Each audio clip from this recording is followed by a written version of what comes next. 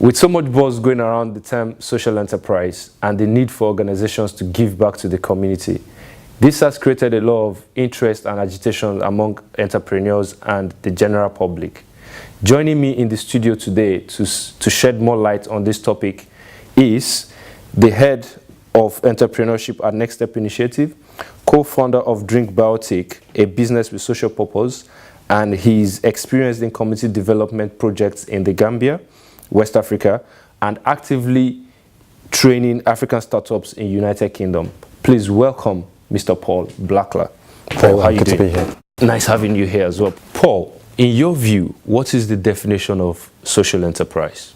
Sure, it's a good question because there are many different definitions, but typically a social enterprise is an organization that applies commercial strategies and commercial business models in order to maximize improvements for human and environmental well-being. So organizations that trade in order to tackle some of the major challenges faced by society. So driven by social purpose above profit for individuals. That could be providing healthcare, nutrition or water solutions to the poor.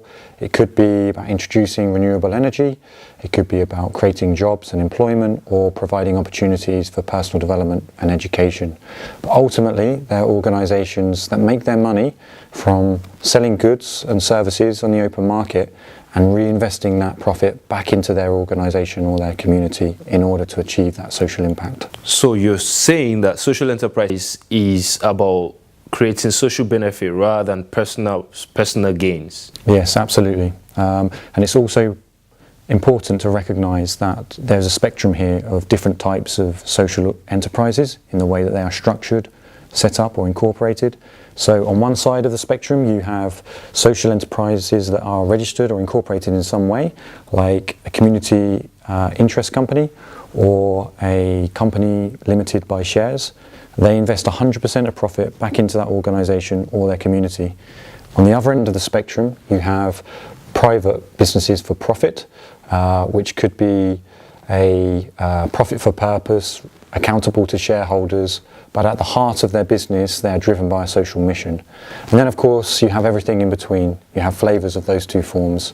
So you have businesses that are set up for profit for purpose, but may commit a percentage of their profit back to social benefit, or they may have side companies that are registered like a community investment company, community interest company, to channel as a vehicle their investment and their activities to achieve their social goals. You've got experiences in social enterprise and community development in the Gambia and here in the United Kingdom. Could you shed more light about this and what led you into social enterprise? Yeah, so I think my journey began back being a recent graduate, and I think like many young aspiring social entrepreneurs, the traditional corporate career route didn't appeal to me so much. So I did a few small IT contracts, saved up some money, and I was fortunate to go traveling for 8 months around the world, visiting South Africa, Australia, New Zealand, Thailand, Laos, Vietnam, Cambodia. Very much off the beaten track, backpacking, living and learning with local communities, and it opened up my eyes to the world and also showed me that I found it more rewarding to be working in areas that had social impact. I came back to the UK, worked for a couple of years, and then went to the Gambia as a volunteer with voluntary services overseas, working for the Ministry of Education, and that was largely around building IT capacity. I had an amazing time, life-changing experience, made lots of friends, met my current wife, who's originally from the Gambia. But living in local rural communities, we found that many of the challenges around us were with health, nutrition and livelihoods. So since that time, since 2008, we have supported entrepreneurial female cooperatives to develop agricultural gardens for income and to help with health and nutrition in their family and community lifestyles. The challenge has always been to fund and finance those projects, and we end up doing more and more crazy, ambitious challenges every year. Last year I ran 10 kilometres 100 times to raise funds. And we've had some successes. We've had a national showcase garden. Our latest project is now EU backed through the international charity United Purpose. But we've always wanted a more sustainable vehicle to be able to fund those. So we've now set up a UK drink startup called Drink Baotic. It is a dairy-free, high-fibre, prebiotic drink made from the African baobab superfruit. And we hope this will be a vehicle to sustain those projects in the long term. We're a multi-award winning startup, but it's still early stages. And initially we had those conversations to say, should we be a social enterprise, like a community interest company, or a private limited company?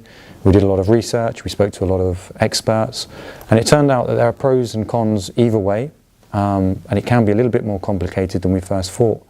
So structured social enterprises can have some benefits in attracting funding and grants initially, but they can also be a little bit more difficult to scale for certain types of businesses and to bring in investment.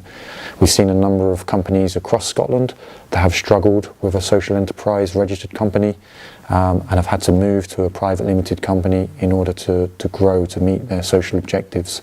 So yeah, we're proud to be a profit for purpose. We commit a minimum of 10% of profit to the Gambian projects currently. We would like that to be more. That depends on how we grow, but it's what motivates and what we're passionate about. It's what helps us get out of bed in the morning. It's what helps us ultimately to take those risks in starting new businesses rather than settle for comfortable, high-paid salaries like I had before. I'm hearing social enterprise is a different approach to business and solving social issues. Is this really the case? Is this really a solution to economic problems, or is just business as usual? Yeah, so I believe it's a fundamental change. I think it's an evolution that's been building up but has gathered significant momentum. It could be said that traditional businesses had a, more often than not, sort of self-orientated approach, perhaps at times greedy, and were not always as conscious around the impact that they were having on the world around them. So this is evidenced through a number of business scandals, environmental catastrophes, the financial crisis, as well as perhaps politicians' expenses, you could say. So we've previously gone through this industrial revolution, and it's almost now as if we're going through a social revolution. And what I mean by that is people are more aware of the impact that their actions have on the world around them. So we see more corporate social responsibility programs. People are more aware of the positive impact that they can have in their community.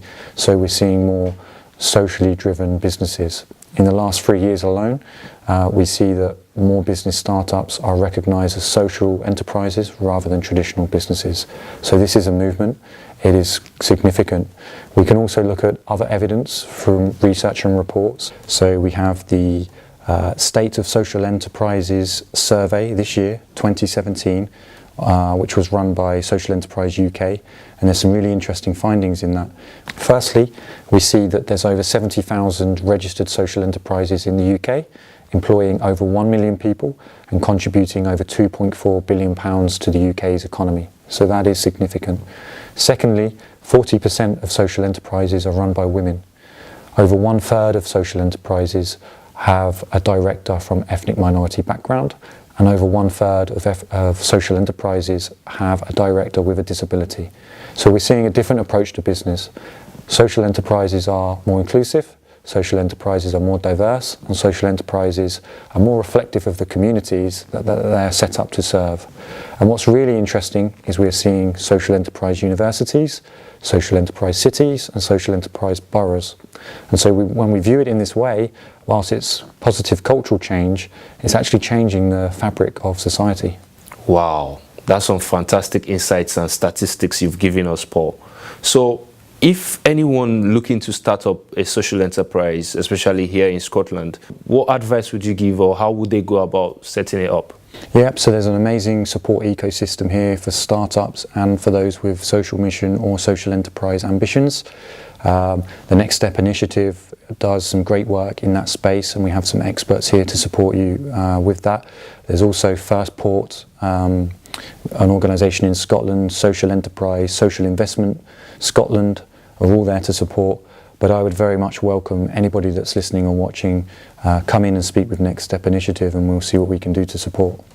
Thank you very much, Paul, and I think it will be worth bringing you back to the studio to shed more light, especially on the challenges and how to go about, overcoming these challenges.